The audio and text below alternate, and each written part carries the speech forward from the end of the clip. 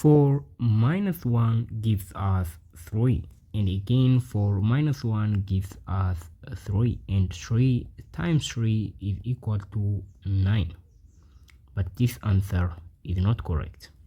Some people solve this problem differently.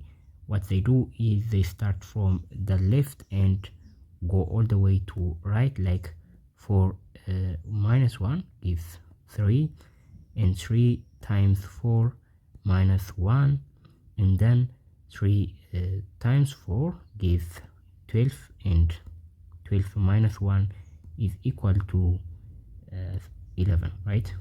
So this is how they do. But again, this is wrong, because according to the order of operation, we have to follow the right order when we are solving mathematical equations like this.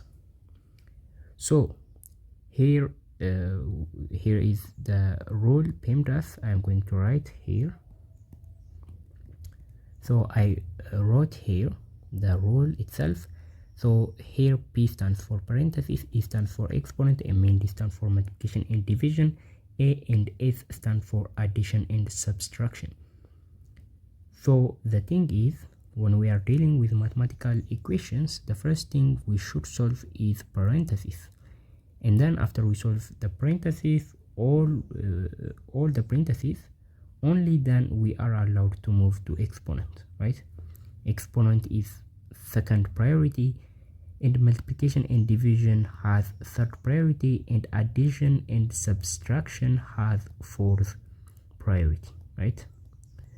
So here we have to solve parentheses.